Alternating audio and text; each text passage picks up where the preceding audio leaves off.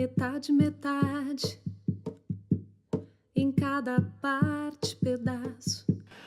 Hi there. This interview is finally happening. I'm Drix. I'm a cognitive linguist. I work with English therapists. And today, this evening, I have the privilege, the honor of having a casual chat with my dear friend, Remi. Finally. And it will be a wonderful opportunity for us to learn a bit more about your story and a bit more about what being bilingual is like from the other side when you're a bilingual in Portuguese. So how we met as well. Exactly, how we met as well. Remi, tell us a bit about your story. How did you get to be so shiny and so famous, and quite literally in the sense of the word famous? Lots of people know you. Lots of people read your stories. What is the story that people read? Well, when you said shiny, the first thing that came to my mind was my makeup. So since you're not talking about my makeup, I would say that I've been famous in 2 careers. So first of all, I was famous in Nigeria for being a fashion designer, and because I was specializing in celebrity fashion. So I was making jackets for celebrities, which wasn't very common and still isn't very common. But then I was just focused in Africa, so it was Nigeria, Ghana, South Africa.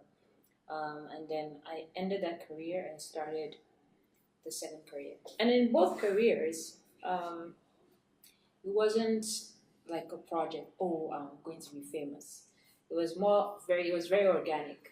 The first one, I was watching a Nigerian artist being interviewed, and he was wearing like a white t-shirt and jeans. I'm like, why does he look so bland?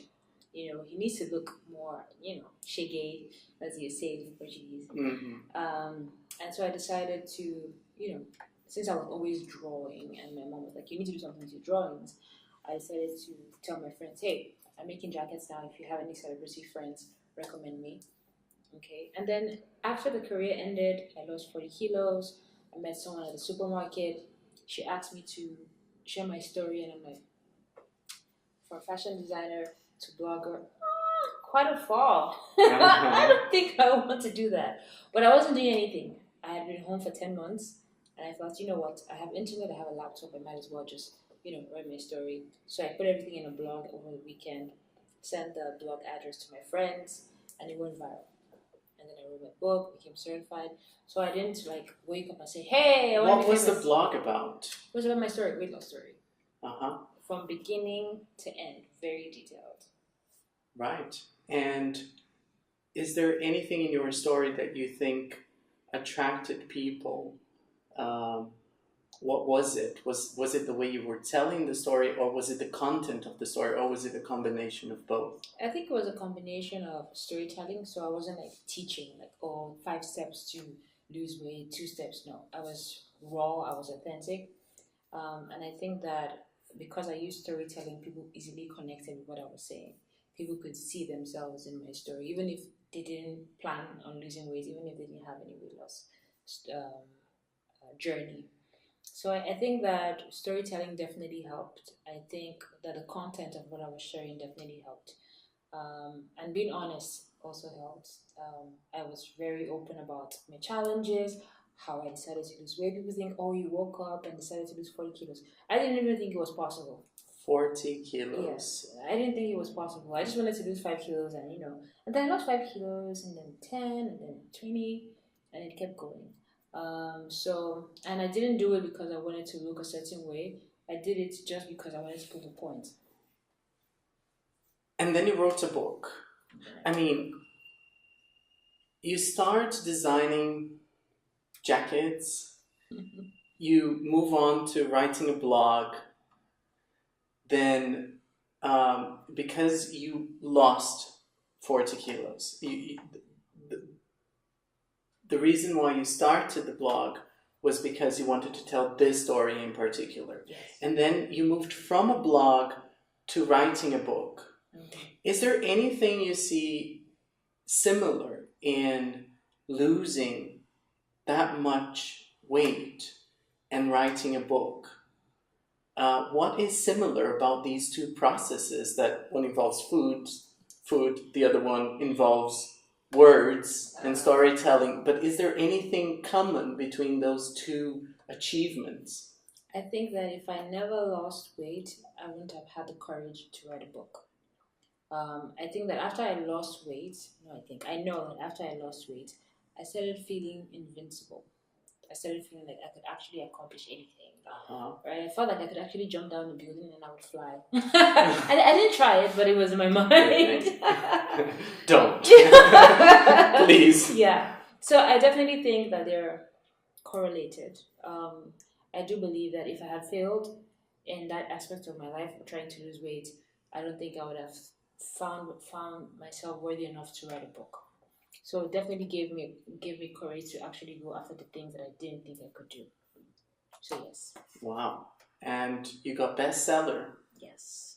Amazon? Yes. And what other achievements can you mention briefly since then? Yeah, so since then I became certified as a health coach. Because when I wrote my blog and when I wrote my book, I wasn't certified as a health coach. I was just writing, and the people were asking, "Oh, how can you help me lose weight?" And I'm like, "What?" And then I started to become certified. And then I wrote 3 other books that were also bestsellers. I became certified life coach and NLP practitioner. So that's what I've been doing in the last 5 years. You started it all in Nigeria, and then you moved back to Brazil. Your family is originally from here, or part of your family, your mother's side of the family is originally from Porto Alegre, from Canoas. And you were brought up in Nigeria, speaking English as your first language. There was a bit of Portuguese in your family at home, but Portuguese was seen to you as, how did you see the Portuguese language? Portuguese was my first language up until I was 4 and I started going to school. Because my parents spoke Portuguese at home. My father studied medicine in Brazil. He went back to Nigeria with my mom, and so they spoke Portuguese to each other. And so we were born speaking Portuguese. But once we started going to school, interacting with school, we started speaking English. So it became half and half. English at home, Portuguese at home and English in school. And as we started getting older, spending less time at home and more time with our friends and in school, then English So you became dominant. migrated into the English language, which was technically your second language. Yes. And then it became your first language, and Portuguese became your second language. Yes. And back in 2017, when we first met, I was running a series of seminars called Lavando Palavras, Washing Words, which was about the stages and the challenges that people go through when learning a second language. And you attended several of those seminars, confessing to have a bit of an issue with the Portuguese language. Yeah. Well, how is this relationship with the Portuguese language? Why at the time you were reporting that Portuguese was a bit odd for you? Well, I think that in Nigeria, when I speak English, the last thing that people ask is where I'm from. It doesn't even come up. Like, we're just having a conversation and we talk about everything that I like to talk about and not talk about. Like, there's so many things to talk about. But every time I'm speaking Portuguese, the first question, 90% of the time, is, where are you from? And I'm like, stop it. Stop asking me where I'm from. There's so much that you can ask. So, and I started feeling a bit insecure about Portuguese. I'm like, are they asking me because I'm not speaking it correctly? Or are they asking me because of my accent? Or is there something else that I should be concerned about? And so because I had become very fluent in English, I had written books in English, professionally, everything I was doing was in English, I didn't have that level of confidence in Portuguese. So I speak very fast in English. I had to trained myself to speak slowly for courses, online courses, and speaking engagements. And then in Portuguese, I'm extremely slow because I have to translate the words from English to Portuguese in my head and talk. I don't have as many words in Portuguese as I have in English. So in Portuguese, I started avoiding speaking Portuguese. So I would go to places and I'm like, do you speak English? Right, in Brazil. And they'd be like, yeah. And then I start speaking English. So definitely more comfortable. So you would avoid, let me see if I understand it, you would avoid situations in which you had to interact with the people in Portuguese. Yes. So if there were 10 people in the room and one of them was speaking English... That would be my best friend for the night. Really? Yeah. Bye-bye everybody else. Because one of the main challenges in second language acquisition, although that is your first language acquisition, one of the main challenges in first language acquisition is overcoming the inherent difficulties we face, right, in processing a second language and learning a second language and coping emotionally with this process. And that's one thing you did help me, even though I never signed up for any Portuguese therapy, but hearing you talk to your clients, attending Lavando Palavras, I realized that the technicality of the language was the least important. What was most important was communication. And I realized that things were a lot much different for me when I focused on communicating than being correct, right? But somehow I think because I had somehow entered into the professional world where I was in speaking engagements and you're talking to executives and presidents of companies, and you think like you have to speak a sensitive way, and so I actually started consciously avoiding opportunities in Brazil because I felt like I'm going to look incompetent in Portuguese, and I don't want that. So spending time with you definitely helped me be like, oh no, as long as people understand, I'm like, hey, why didn't I think of that? You know, it doesn't have to be that serious. I've never been into a situation where, even though I feel my Portuguese is horrible, where somebody says, I didn't understand anything you just said. Everybody always understands. I don't want to hear you. Exactly. Your verbs are not in the right place. Exactly. Oh no, you should have said this and not that. You know, it has never happened. Well, except for my mom. But yeah, it has never happened. And so I'm like, what was I really concerned about? You know, so as long as I started focusing on communicating rather than sounding correct or sounding with a certain accent, it's been bliss. You know, I've had like 10 speaking engagements this month. I did my Portuguese book in Portuguese. Like, there's no stopping me now. Do you understand me? That's all that matters. That is brilliant. And it is precisely this attitude that gets people connected. I see the English language. Of course, you're now speaking English, and we consider English as being your first language. But for most of us here in Brazil, English is our second language. And in many places around the world, actually, there are more non-native speakers of English than native speakers of English. And so English is becoming this platform, somewhat like perhaps the International Space Station, where different nations come together, because it's easier if we meet on a common platform that we can work together on than if we all build our individual platforms. And English stands as this platform for bilinguals to meet, multicultural people to meet and share their experiences, learn with each other, help each other. But here in Brazil, it feels that this challenge, this taking your second language wholeheartedly and connecting to other people through your second language, regardless of your ability in it, is virtually impossible. People really feel limited. They don't feel like they can actually connect to other people in English. And me being myself and loving this bilingual universe, I approached you for the first time after an event we were both attending. And I approached you precisely because I heard you were speaking English. And I was like, oh, who is she? So we started chatting from that moment, waiting for your Uber. And from then on, we started our friendship, and you started attending our events. And I've got this event in town called the Cheese and Wine Co., which is a networking event where people come. They arrive at 8 o'clock. There's cheese, bread. They bring their own wine. And the whole event is set for people to meet each other straight on to their first language, so that they don't get that language barrier next time they want to chat with that person. It is easier to say, hey, let's have a coffee after that in English, because I met you for the first time in English.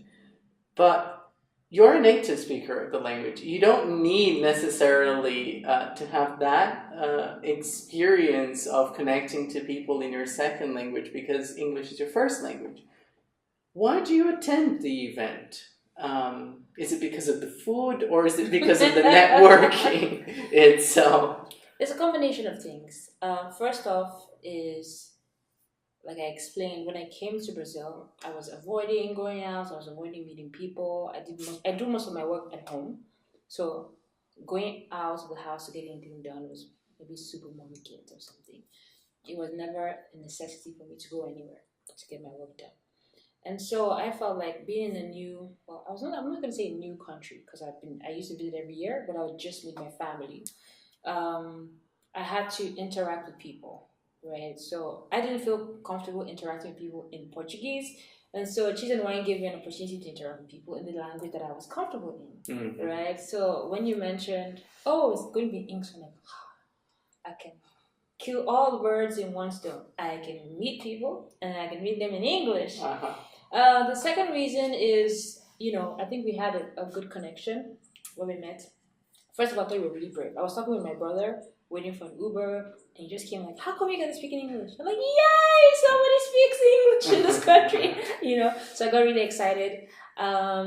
So yes, I think we had a good connection. And we're like, I think I want to stay in touch with this person. And so the first time I went was for those two reasons. I wanted to just meet people, speak English, and also because you had invited me, I wanted to support you. Then after the first edition, I started meeting a lot of interesting people. And so networking joined the list. Now I can go there to network with people, not just meet them, eat cheese, wine, and go away, but also an opportunity for me to network. I don't like alcohol, right? So for me, I was like, I'm just going because, so gradually now I can take a glass of sweet wine. Yeah. And I've met a lot of interesting people who have also encouraged me to, who have been enablers of my taking my career seriously in Brazil. So, for example, I met Beta. She came once, I believe. We spoke for like 15 minutes, and then she recommended me for 2 speaking engagements. Like 2 people just randomly sent me messages on Facebook. I'm like, oh, someone recommended you. I'm like, oh, thank you. I'm like, I need to find out who the person is. And then I asked, and they're like, who's that? And then I checked on Facebook, like, oh, she's the one I met at the Cheese and Wine. The second person who I met who was very significant was Carla. We had a conversation at Cheese and Wine, and she was like, do you have your book in Portuguese? I'm like, no, just in English. She's like, oh, would you like to translate your book and launch it at a book fair? I'm like, definitely. So, I've met a lot of very interesting people at Cheese and Wine. That is lovely. We do design the event thinking about these connections. Our experiences are meant to be shared. And when we talk to people and when we connect to people, truly, we can see value at the other side. And we can say, hey, I think there's a person that would love to hear your story. Or I think there is a wonderful opportunity for you here, or I need you, please. Just through a simple conversation. And the fact that you're doing that in this language, which is a global language, just opens your horizons, right? It gives you way more opportunities than sometimes you can even conceive. So I'm really glad that you lived that, and you started coming so frequently. We built Remi's garden of ideas. Why are there so many insights that you feel like sharing? What are these life lessons that you keep telling us? They do seem to be connected to your personal story, losing weight, writing books, lecturing. So there is a self-development content that you like sharing. Can you tell me a bit about how you see personal development and professional development under this light, the light of human improvement?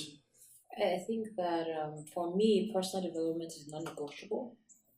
I think that's how I see education, not the formal education, which is also one of the reasons why I was so self-conscious about Portuguese. Because in school, nobody cared whether you were communicating. They cared if you had good grades. All right. So for me, I don't remember what I was answering. What was I answering?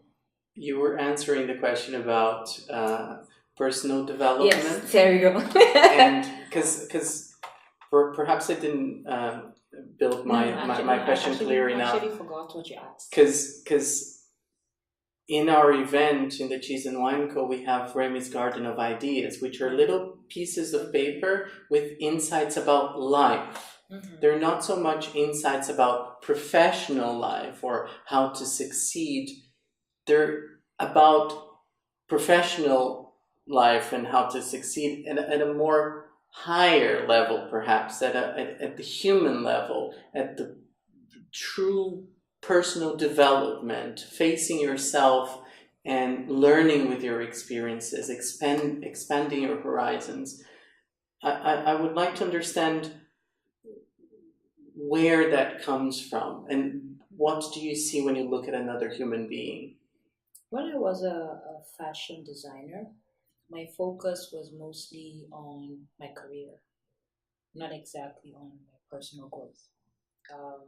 So I was mostly, the world sees me this way, I'm doing great work. Nobody can say that I don't do great work. And I was neglecting my personal development. So after I lost weight, I realized a lot of things about myself that needed to be improved. And then I started taking personal development more seriously. When I was 21, at the age of 21, I had read 300 books.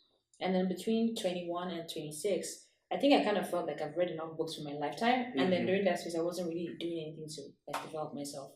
I was just focused on my profession. So I think that the first foundation should be personal development and then professional development. Most people focus first on professional, and then along the way they crumble. So I always recommend that you start with personal. And also, I think I lost my father when I was 15, and so I think I was forced to grow faster than I would have preferred. Mm-hmm. And so a lot of people hear my story and like, oh, how old are you? I'm like 30, 31, 32, or 29 when I started becoming investor. I'm like, everything looks like 29. Oh. You're really young, And so I started trying and taking risks at a very young age. But I still think that a lot of people underestimate how much they know and how much value they can give. People always feel, oh, I haven't finished university yet. Oh, I don't have a PhD yet. Oh, I don't have a master's yet. Oh, I don't know how to do this thing. So we're always focusing on the things that we don't know yet, and we forget the things that we know. And so no matter what it is, I think that everybody has something of value to give on that level. So if it's just writing that you know how to do, there's something you can give of value that's useful to someone. All right. There's certain skills that I need to learn. There's no point in me going to meet the grandmaster of that skill, because it's going to take me at least a year to get there. But there's somebody who is almost maybe a level higher than I am that can teach me, that can show me, and then I can build from there. So everybody is useful on the level. You wrote a book about that as well, right? Mm-hmm. How to find a mentor. Find a mentor. Yes, exactly. That is amazing. I love the insight you've given me once, which is it's too late to be nobody. Yeah. That is just such a simple way of looking at it, which is it actually is too late to be nobody. It's time to take action and to take responsibility for your life, because you're living right here and right now. So better connect, better say what you what you mean to say. Better do what you want, what your calling is. It sounds very mystical, but it's actually very practical. Yeah. It's literally, if you're interested about something, Just go for it. Go for it. And you find people that will help you along the way, and the path is going to show itself to you along the way. Mm-hmm. And I love it. It's taking responsibility. Mm-hmm. Too late to be nobody. Too late to be nobody. Too late to be nobody is my personal philosophy. And it's interesting how it came about, because I was at a point in my life where I was feeling very low, and I called my mentor and I was complaining for like 1 hour, and he was just quiet, listening. And because he was quiet, I felt like entitled to complain even more. So I kept complaining. And I think in life for everybody, we always have, like, everybody has legitimate excuses. Everybody. Oh, my mom is sick, my child is sick, I lost my husband, I lost my wife, I don't have money to pay my rent. Everybody has a legitimate excuse, but despite of everything, it's too late. You're alive. You have the basic thing. You're alive, you're healthy, you can go ahead and do it. I mean, the people who are crippled, the people who are blind, they're doing 100 times better than you with everything that you have. What exactly is your excuse, right? So, I mean, it's okay for you to feel low. There's a season for that, but there's also a season for you to act. Mm-hmm. So I was complaining, and my mentor said, "Well, I've heard everything you have to say, but it's too late to be nobody." What? And then I just started crying. What did you just say? I don't know. Too late to be nobody. Okay, connect.